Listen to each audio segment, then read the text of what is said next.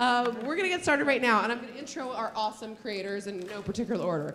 First up, we have one of the freshest voices in comedy online today. Her characters, such as Helen Horvath and Pamela Pumpkin, have spun into premium shows and all other forms of merchandise. Laura Cleary currently is writing a blurb entitled Idiot, being published by Simon & Schuster, and she has over 3.4 million likes on her Facebook page and 2 million on her Help Helen Smash page. Please welcome Laura Cleary to the stage.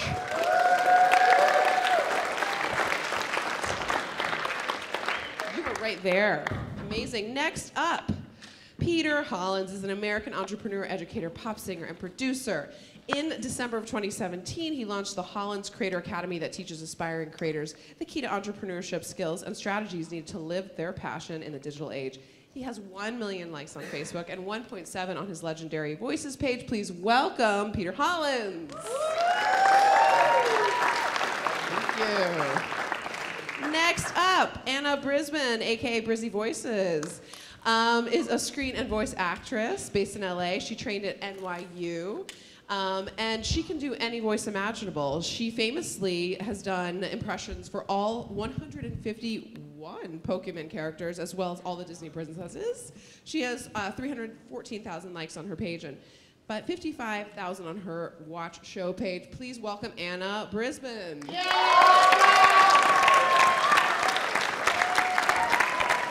And next up, we have Wes Armstrong, aka Was Good. He's a director and a producer with over 10 years of experience in the film entertainment industry. He has produced television content for Bun and Murray Productions and directed a multi-award-winning film festival shorts. In addition, he's directed music videos for major labels such as Def Jam. He has 1.7 million likes on his Facebook page and 179,000 on his Couples Night show page. Please welcome Was Good. But not least, we have got Cornell Ross, aka Nelly Vids. He's a young content creator who loves to entertain and make people laugh, who has grown tremendously on Facebook. He has dreams of starting his own production company one day, so be on the lookout. He has 400,000 likes on his Facebook page and 454,000 on The Young and the Reckless, amongst many other watch show pages. Please welcome Cornell Ross. Awesome. Woo! I did it, you guys. Has everybody got... We're gonna share mics down there? I think we're gonna share. All right, good. Awesome. So guys, I wanna just jump right into it. I wanna just kind of like go down the line and talk about, we're gonna talk about Facebook specifically, but I wanna talk about like how you got started, if there was like one moment that like, I don't know, if a video went viral for you, or like what was the moment you thought that like, I could do this for real? We'll start with Laura. Okay, well, the moment I thought I could do this for real is when I realized I had no other skill set. So it's really the only option for me, making comedy videos. Yeah, but I think that you know, for me, I started Facebook video probably 3 years ago, and like right when it was new, and my first viral video came probably 5 months into it, but right away I was getting more views on Facebook than I was on YouTube or Instagram, and so it was very encouraging. But I would say my first viral video, probably 5 months in, was the moment where I was like, oh cool, I have the capability to reach millions of people. I can do this. Yeah, so does that answer your question? That does answer my cool. question. Peter, your turn. Yeah, you know what? I'm so ADHD, I already forgot exactly what you asked me. No, it's fine. Yeah. Was there a moment, and it could be on any platform, or just like where, it could be when you realized it wasn't just like your mom and your friends liking your video. Like when was it like, oh wait, I could do this? Yeah, sure. As a musician, I think the first time I got my first, monthly check collecting music royalties, and agnostic to any platform, that's incredibly powerful to actually have that first come in. Facebook specifically, I think Facebook is truly like the last platform for me and my demographic and the music I create that actually has quote unquote virality left. I just don't necessarily think that really happens anymore like on YouTube. And so I can get like those 50, 60 million viewed videos, and it's just so powerful what that means from a branding perspective, because the only metric that I think really matters, I mean, all the numbers is great, but it's really just attention. So I want somebody staring at my face, and if I can get that to happen for 20 minutes, then I can really do anything. And so Facebook's been incredibly powerful, and females that are slightly older love sharing things. Thank you for your platform. You're welcome. And yeah, that's what I got. Next. In 2012, I started a new channel just to do the voices, and that pretty immediately took off on YouTube with the Pokemon video, and then 4 years later, I uploaded the same video to Facebook, and it did the same thing in like the same time frame, and it was weird to watch it happen in the same way on a totally different platform, and similar comments, but still kind of a different demographic. And it's like, oh, there's still people out there who haven't seen this, and yeah, so that's really when I realized that Facebook is just as viable as an option, and I can do it wherever. I love it. Wes? Okay, so I started on Vine. Well, I didn't really start on Vine, but I was on Vine. And during the decline of Vine, I was like, you know what? I want to make longer form content. And, you know, just being a film creator, film director, I went to Facebook. And as soon as I started uploading content that was unique, that I really liked, anime-driven, fight-driven, it took off. And, yeah, like it's been an amazing ride ever since. Cornell. It's pretty interesting, man. Thanks, man. Appreciate the story. For me, it wasn't really one video. It was like just gradually stuff started happening, and the first celebrity posted my video, and I started getting attention. And Who was it? You can tell us. Who was it? Yeah, who was it? The Is Will good? It was somebody off reality TV. I forgot exactly. All right. But Okay. Okay. But yeah, but I started growing off of that, and when people start coming up to me in real life, I'm like, that's crazy. Like, people start noticing you, and you really be like, yo, I need to keep doing this to keep going, and then you never know who sees your stuff, so I just kept going, and now I'm here talking to you guys. So I love it. I did something right. Yeah. Still, apparently you are, yeah. So I'm going to ask this question initially to Anna, but everybody can, of course, answer. So you kind of touched on it a little bit, but like that moment you decided, when are the moment you decided to really invest in Facebook as a platform? And like you mentioned that one video that was the same on YouTube that you put on Facebook, and like then what did you do after that? Like what made you really like? Yeah, I mean that was still like 2 years ago. So I went through trying to just upload all of my most successful YouTube videos to YouTube, and then once they invited me to the launch of the watch page new feature, is when I started making new videos specifically for Facebook and tried to connect them with a theme, and yeah. So it was really Watch that made you sort of make the choice to like create new content try to for experiment Facebook. with making things dedicated specifically for this, and really thinking about Facebook as I make them. Great, Peter. I feel like you're chomping there. I think it's very powerful for a creator to actually decide to make content specifically for a platform. I mean, as somebody who was born and raised on YouTube and created an entire business on YouTube, I mean, that's just how I feel.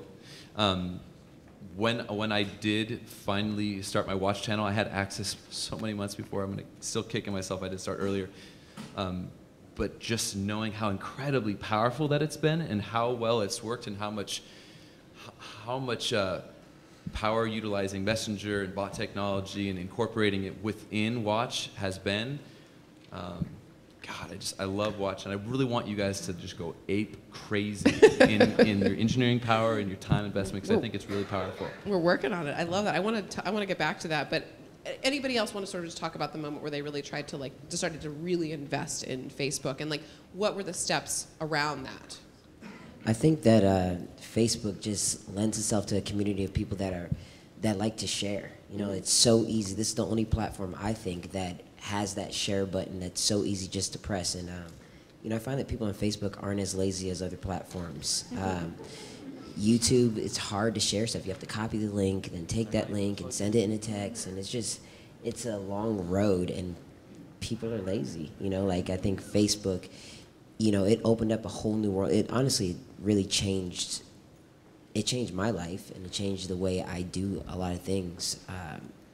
So yeah, the shareability is really the key thing to me, and just being able to reshare your content, because sometimes it doesn't reach your audience. it's okay to reshare it. And like I've found like different ways to reshare my content. I know you have very specific. I do. I feel so. Give us like a one tip or two tips that you love. All right, so all your tips. All. Listen up, he about to give y'all the secret. I'm gonna give y'all some gems. Get your pen and paper out. Okay. So what I've found out on Facebook is you have 2 pages. All right. You have your fan page, and then you have your news feed. And your news feed is just full of information that just stacks all day. Stack. So you share your video, it goes to the top. Wait a few hours, reshare that video. It's gonna go right back to the top. Hide it on your main page and let it stack. You know what I mean? So like, there's people on at different times of the day all the time. So I really pay attention to the analytics. I look at the times that people are online, and like the internet just does this all day. It goes like that. So you got to catch that wave. So like sometimes my waves will have like 400,000 people online at like 4 a.m. I'm gonna hit that wave, watch it go up to 600,000, and then maybe around 10 o'clock, it starts to dip a little. So you know what? When it dips, I'll hide it, and then I'll reshare it again on the rise. And you're looking at insights a lot with this. Yeah, I look at the insights a lot. Do you share or cross-post? I do both, but I'll share like you can cross-post. You can't cross-post to your own page. You have to share it. So you reshare the video. So I'll go to like an Break old down video. why you're hiding it. I'm hiding it because it's already on my page. Yeah, just It's so already when on you my go page. to his page, it's Yeah. not like same video. Yeah. Gotcha. It just shows up in people's news feeds. Okay. So then you're just kind of reminding the people that weren't online maybe at 3 o'clock, hey, I posted a new video today, and then I'll retitle it and everything. Actually, you can cross-post. Sometimes I will cross-post like an old video that is on my page. I just have to scroll down really far to find that original video. That's when you can cross-post. And then it looks like an original post. Well, I think what's really important, though, like these are very specific things that you're doing, which I think are great. But like the moral of the story for me is like you're using insights to help dictate all of this. Oh, big time. So like it might not work for everybody to do the way you're doing it, but like use your insights to sort of dictate a lot of this behavior. Yeah. So I want to just touch on. There's so many of you, and I want to talk about so many things. Cornell, I want to make sure I want to get to you. So can you have, I think, 3 or 4 show pages, 3 different shows on Watch? Yes. Which one is it, 3 or 4? That is, it's 2 main ones and 1 I'm starting up. Okay. But 2 main So ones. can you talk about what your decision was to do more than 1 show on Watch, and maybe how you like engage with your fans around that? Because I wanted to do something different for each one. Mm-hmm. Like one is just for comedy sketches where I can just be me, go crazy, and then the other one is something I can send a message with, The Young and the Reckless. If you haven't seen it, That's a check big it one. out. It's like a dramedy type thing, but it teaches people a lesson from different perspectives. So like, say in a relationship about social media, I have a video where the girl wants me to post her, and I talk about like, oh, I'm a private person, and she says, no, you need to show me off, or blah, blah, blah, stuff like that. So it's like, stuff like that just shows people how to deal with those situations, but do it in a positive way rather than telling somebody, no, I don't want to do this. Like me hearing her side and she hearing my side, and us coming to a conclusion on how we can come to an agreement on the situation. So do you how do you find that there's different fans on all these pages, and do you like? Oh yes, Yeah. yes. Like on that page, I try to talk about stuff that I know that it would get people talking about. So any day, like say if I did a video about Wes wanting to use my charger, but I'm like, no, I don't want you to use my charger. I'm on 3%. And you're on 7. Like, no, you have to wait, or stuff like that. Just random situations and how to go about it, and then it gets more serious sometimes. Yeah, but you really touched on something that what you're doing is inspiring conversation, which is, I think, really the key to Facebook these days, which all of you are really doing really well. So I want to sort of jump to you, Laura, because I know you've done such incredible work around your group on Facebook that's associated with your page. So can you talk a little bit about your group, how you use it, how you are finding people to help you kind of use it, and how it's grown and all that stuff? Yeah, so the group, kind of like a fan page. Fan group. Yeah, we started this group for my show page, which is a series called Help, Helen, Smash. And, yeah, it's kind of, we get like thousands of people wanting to join the group. It's a closed group, so you have to answer a couple questions to get in. Now, we do that because there's like a lot of trolls out there, and they love to go into groups and sort of just mess with everyone. And so in order to stop that, you kind of want to sift through and see who's a real fan and who really wants to be there to share and connect. But on a positive note, the group has over 100,000 fans. It kind of has taken a life of its own. You know, I am not so active on my group. They're creating relationships with one another, starting friendships. They have like different, you know, they like every Tuesday they post a picture of their animals and like connect on this level. If they're going through something, depression, anxiety, any relationship problems, they go to the group, and it's a place that they can go and connect, and they don't feel judged. They all have this common interest, which is this show. It's definitely a little racy and you know, adult comedy. And there's this one like preschool teacher, and she's like, I can just let loose in this group. No one's gonna judge me, and I'm also not gonna get fired. And you know, by like posting, you know, kind of, you know, It's a safe place. It's a safe place to make vagina jokes. Okay, I said it. I said it. I said it. Yeah. Yeah, someone went like But that. I think what you've touched on vagina jokes. But you've also identified people that are sort of super fans, if you will, to moderate their group and help you, which has been really great, right? Yes. So because it's, you know, the page is so active, and we have hired, I guess, moderators to oversee the group and make sure that people are getting along and there's no trolls. This and that. So the super fans get to really be a part of that process and kind of help oversee who comes into the group to make sure it's a loving, Safe place, Safe place, yeah. So, Peter, jumping back to you, you touched on a little bit the messenger stuff that you're doing. I'm assuming you're engaging with your fans that way, because I want to continue down this sort of road. Because I do think that that's, you know, we're talking about Facebook in general and video, but like, I think Wes touched on it. Like, the best things about Facebook is it's a place where you can share and just to connect so intimately with your fans, even on like a larger scale, like on a group. So how are you sort of doing that with Messenger, like you were talking about? Sure, yeah. Well, I'm utilizing Watch as kind of like, you know, if we take the orange construction code, we flip it over the top down, like these top impressions, and then so on and so forth down to like the super fan, the evangelists. And so I'm utilizing Messenger and bot technology to basically ask questions, find out who is, you know, at a different part in their relationship with the brand, and then departmentalize that, put them into conversations, marketing lists, and basically eventually get to find out that here's the 5% that are. When you say the brand, you mean you? Well, the cool thing about Legendary Vocals Yeah. is it, thank God, isn't me and isn't my face anymore, because I'm Okay. so tired of it. And I get to showcase other artists and help other artists, Great. and yeah, so Do you connect with other artists this way as well? Because I know that's a big yeah. I've part been of able what to you help do. A couple artists already go from part-time to full-time just because I'm showcasing their work and helping them get like viral videos on Facebook utilizing That's so cool. Legendary Vocals. Yeah.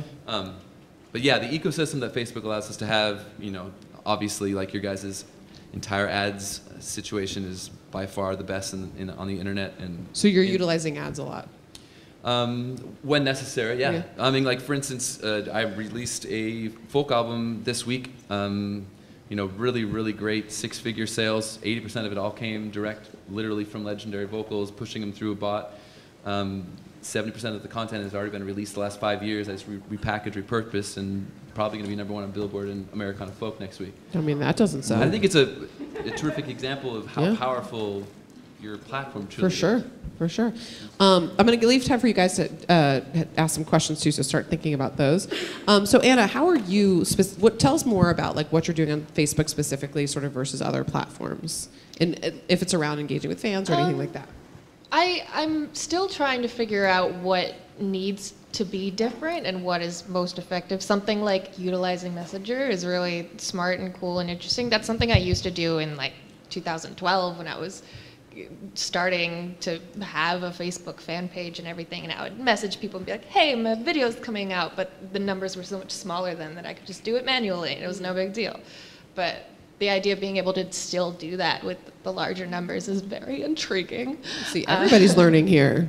Yeah, but right now it's really just taking what I'm doing on other platforms and trying to translate it into Facebook, and it's just like telling people to comment your requests on this video or on this post, and screenshotting the comments and putting them in the video and stuff like that. Just trying to engage in similar ways that So I think that's interesting, and this is a question for everybody. How are you guys sort of letting your fans help generate ideas for you guys, and like how different ways you're doing that? If Wes or Cornell, if you want to talk about that.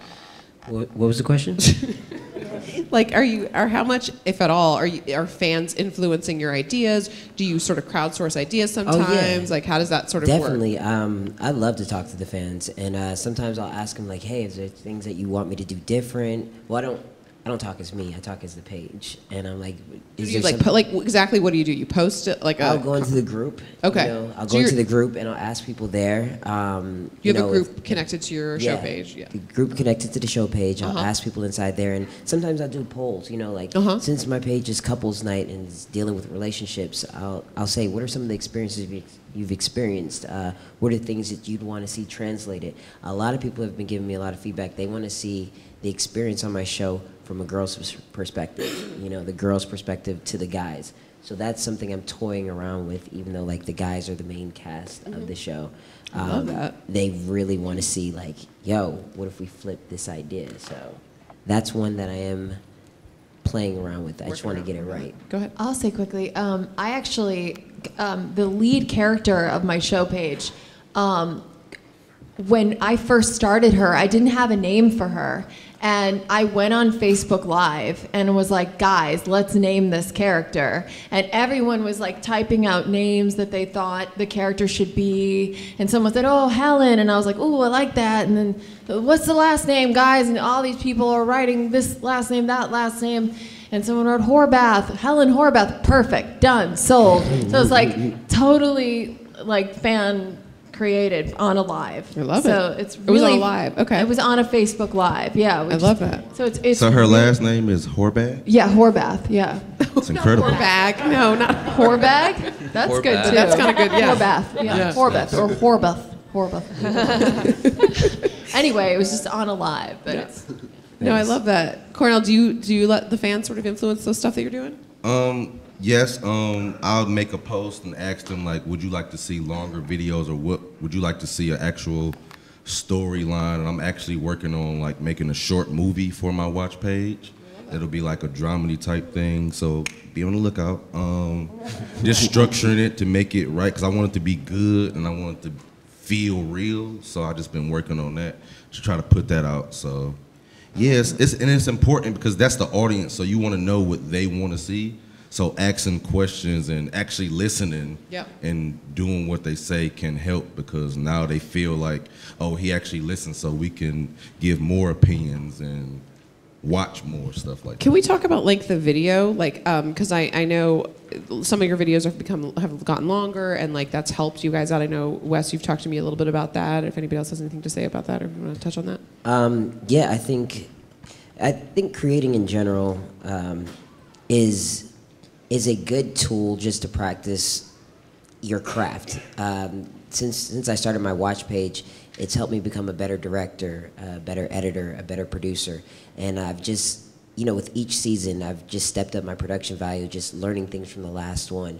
So, all this, for me personally, is a journey to do movies. So, and potentially on Facebook Watch. But what I've done is they break it down into episodes, which I like, and then at the end, where I really find the audience really reacts, because it seems like people want to binge watch at the end of the day. Why Netflix is booming the way it is, people get to binge watch things. So I release episodes every Friday, but then at the end, I put it together as one, and that is where it really takes off. People want to sit there and be able to watch one long piece. So now I'm waiting till I'm done with this season or the next one, and then I'll put them together as one entire episode. So I'll have anywhere from a 20-minute to about a 45-minute piece of work. That's really cool, and people are watching it, which is really cool. Yeah, especially if we are incorporating ad breaks. No one wants to watch a 30-second ad for a 2-minute video. Yeah. You feel kind of gypped. Yeah. No, totally. What do you guys, and let's go down the line, is there anything that you sort of wish Facebook had now that we don't, or like products you wish that we were working on? Maybe we are. But like, what would you love to see on the platform? For me, more filters, because I'm obsessed with using facial recognition filters and changing my face so I could play an old man or a baby or a dog. Is that weird? Stretching Is that yourself. weird? Stretching yourself creatively. No, I'm a voice actor. I relate. Cool. Peter, you're thinking, you're contemplating. I'm gonna go last. Okay. Man, I wanted to go last. I think I wanted to go last. Oh well. Come on, guys. Fight. I gave you a hard one. I can give you another one if that's it. Honest, right now, there's nothing I'd really change. I'm having fun on the platform, being able to share content, cross promote to my page. No, I'm enjoying it right now. I've been on Facebook for I've been on it for a long time. I've been on it, I think it says 2005. I think that's what it says when I created my page. Well, then let's jump to a different question. So what would you guys, a lot of creators here, I would imagine, are sort of starting out and stuff like that. What's the key piece of advice you like to give people when they're starting out? Have fun. Peter, your turn. Dear Heavenly Father. Yeah, I mean, all the normal how to become a creator things, right? You need to create consistent content, but in the end, you're not going to be successful as a creator unless you're creating value for a community. And you need to be creating something that you really believe in, because in the end, if you're creating, even if you don't have an audience yet, but you're enjoying it, it doesn't mean that the value you're creating, it doesn't have value. Like, you can have that content creation be something that's like your journey, and just because you don't have somebody watching it doesn't mean you're not succeeding. So you have to do something that you love, you have to be providing value to a community, and you have to make it niche and make it your own. And I think in the end, like, if you really want to succeed, you have to make yourself on the same level of the community that you're managing, and you have to be a terrific community manager, which is why I think it's so incredibly valuable to communicate with your audience, not only ask them questions, but truly answer questions and be there. And that's why I've always answered every single question on every single platform the entire time since I've been growing out of, starting out of nowhere in 2011.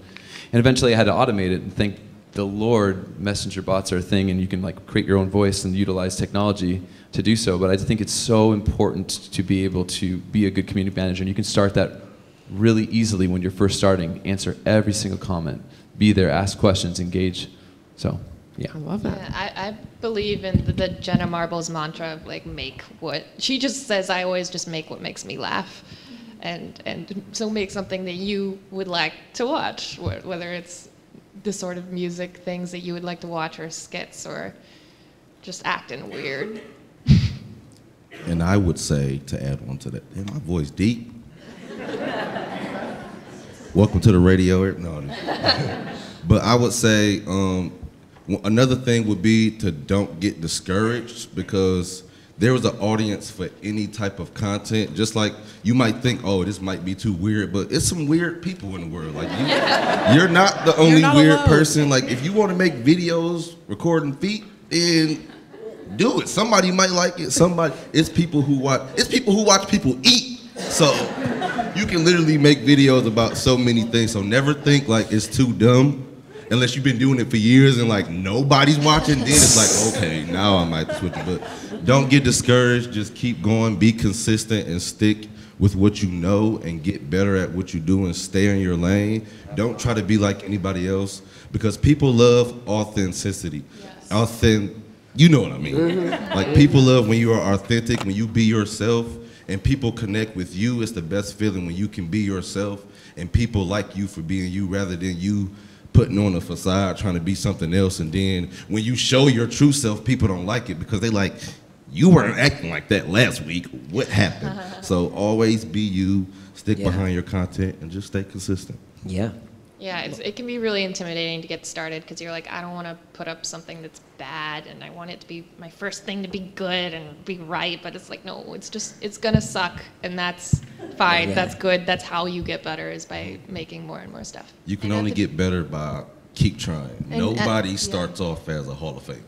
At the beginning, stay in the action, out of the results was like really good piece of advice that I had. Because at the beginning, like, Say that again. stay in the action, out of the results. Stay in the action of just creating, and don't worry too much about the results, because that can trip you up. Oh my God, I didn't, someone didn't like it, or even worse, someone didn't care. Well, no, maybe no one will care at the beginning because you're building, but to just stay in that action and keep creating, trust that it will come if you're, That's great. No, I like that. I like that. All right, do we have some questions out in the audience? Do we have mics for people? Mics? No? Or a mic stand, one mic stand here, people can line I mean, my mic mobile, I can walk. No, to we have no people. mics. Cornell will bring it to you. Okay. Cornell's then coming to we're walk just- around, Cornell. I'm just guys. going to call on people. Cornell. Raise your hand for me. Here you go, Cornell. Cornell, I'm yes. gonna start here in the first row, everybody. Yes, Cornell. State your name for us. Sir Wade. Sir Wade.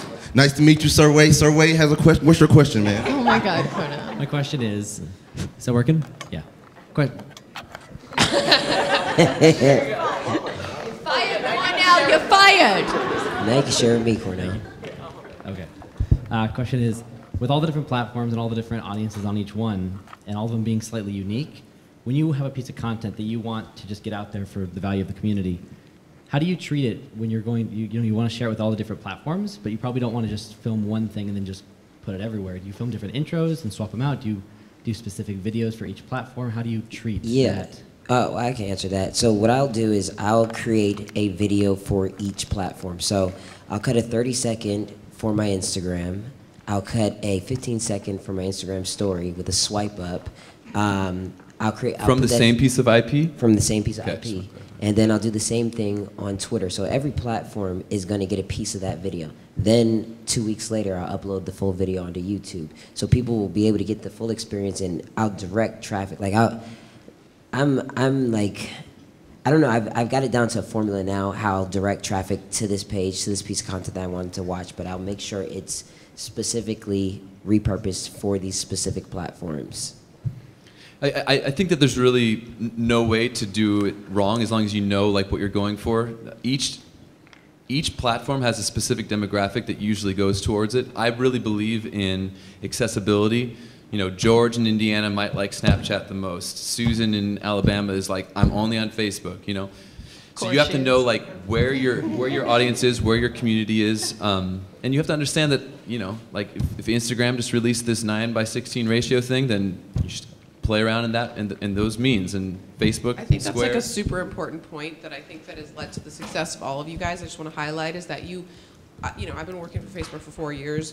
It's evolving constantly, and we're trying to make the best experience for both content creators and consumers. But you got to change with the times, Absolutely. and I think it's super important. So you sort of touched on IGTV, which of course has come out, which is really exciting, and it's like I'm sure all of you guys are going to be like jumping on that, which is super smart.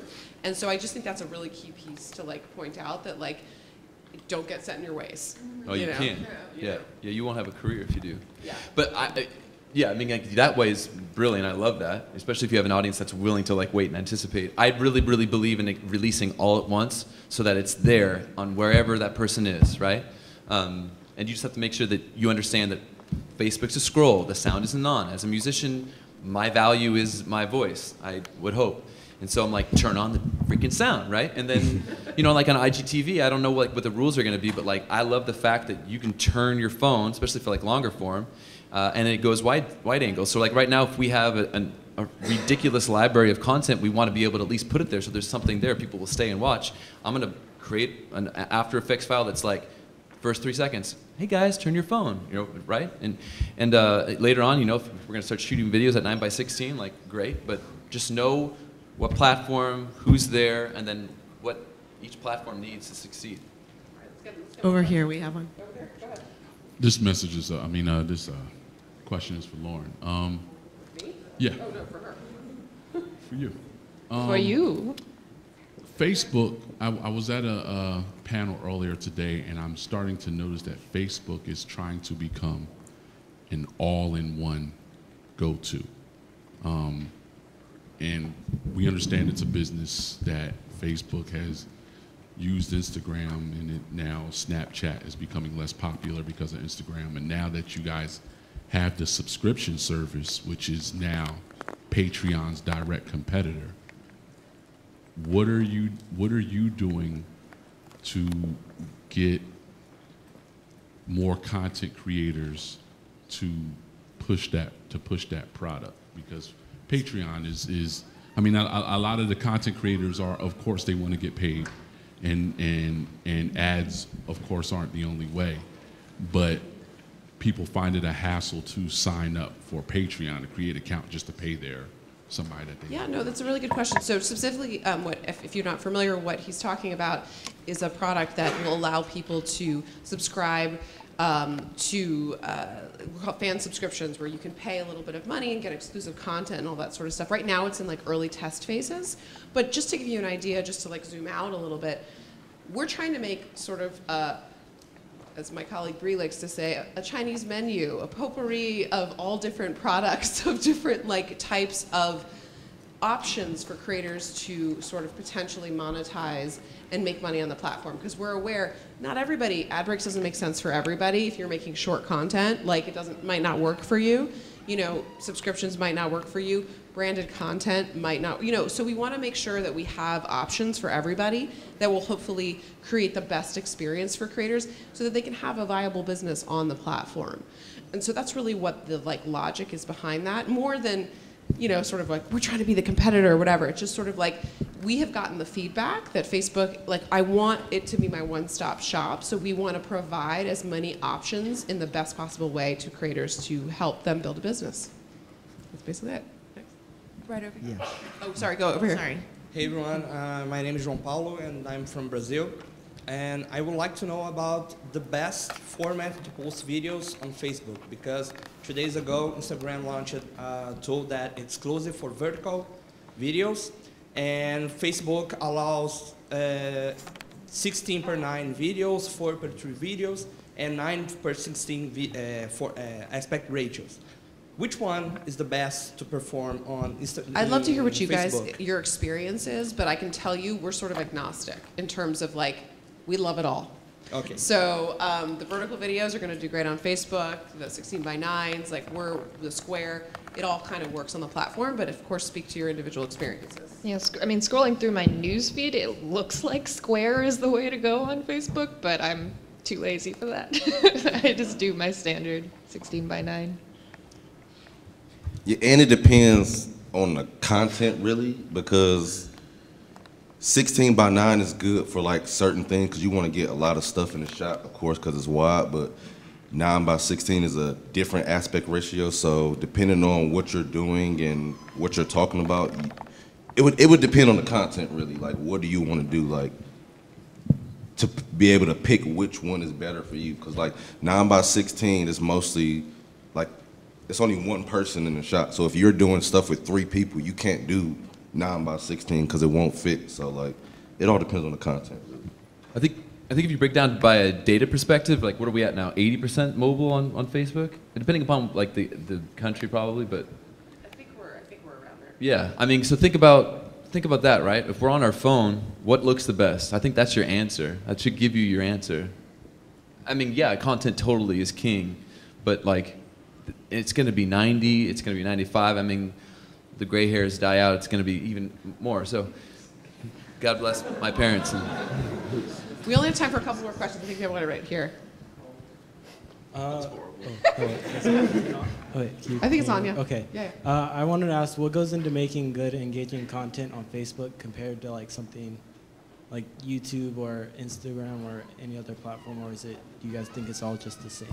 Yeah, I mean, it's kind of similar to what we were talking about before, but personally, I just film a different intro and outro, so it's not like subscribe to the channel. It's like follow the page for the show. Yeah, each platform caters to something different. I don't really think that the quality really changes or anything like that. There's no different approach to it besides maybe like an outro or something like that. But it goes back to the last guy's question almost. Instagram, they like square. Is that or the vertical videos? Facebook, it does accept square, but I feel like if you're going for a cinematic approach, just do 16:9. Quality, you know, I think quality is king, you know, or content is king. Content is king. So more content, you know, like more. Both of them actually. Yeah, both. Both is king. Yeah. Two kings. Two kings.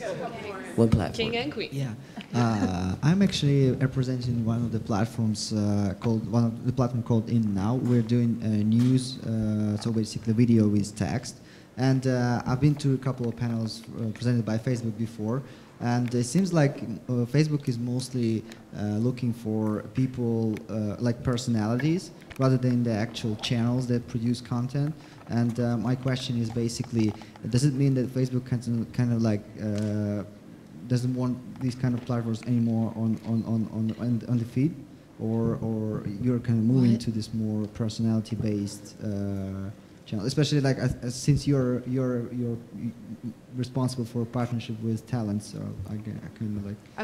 Right. I'm sorry. I think the question is like, is Facebook leaning more towards personality-driven content versus like a team telling a story or putting something together? Yeah, I mean, generally, this is specifically, I work specifically with creators.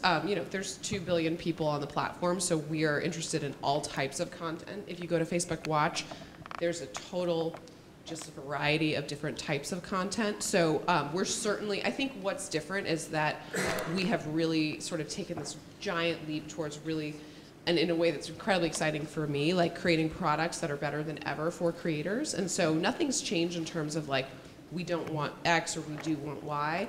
It's just that we are actually just leaning in more to like individuals, but like maybe just coming up to parity with other sort of, with brands. Like we worked with a lot of media companies for a long time, and now we're just really excited about creating a lot of products for creators and individuals as well. You're welcome. All right, one more last. Who's got the best question? Oh. Gotta be the best. Best question. Oh, okay. Hi, I'm a musician, and this question's kind of for Peter. You touched on it a little bit, but do you have any advice for getting people to turn the sound on for music? Yeah. Well, I mean, you can see what other musicians do. I mean, this is pretty much a terrific thing to live by as a early creator. Reverse engineer what the people are doing that are succeeding. And definitely, even if something's working for a little while, consumer is going to get fatigued, so definitely change it up. But I mean, Facebook is a feed. It goes through. You have about 3 seconds, or you have about 2 seconds for people who are younger. Depends on how old the person is, how slowly they go. You want to grab their attention, be like, turn this on, don't miss out. I mean, it's a little bit of a clickbaity, like, hey, wake up, press the button, turn it on, look at me. But you have to experiment. The only way you're ever going to succeed and learn is by experimenting. So, and you can tell you have the insights right there to show you. So we have just time to go. Down the line, just last minute, if you had to give like one really great best practice for Facebook specifically, because that's what this panel is about, what would it be? And if you found something that you want us to build that we don't have, we can come back to that as well. Who wants to start?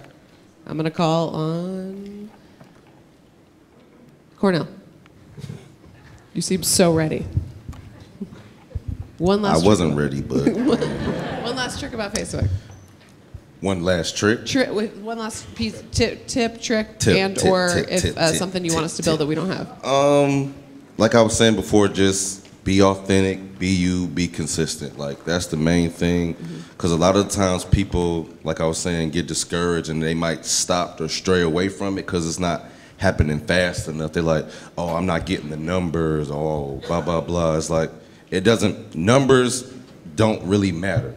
Like, I can get 1 million views on something that took 6 seconds to record, but I can take hours to record something and it gets 200 views and one person sees it and it can change their life, or I get an opportunity from that video that took me time to make. So it's all about you being you and sticking by your work and just being confident in what you do.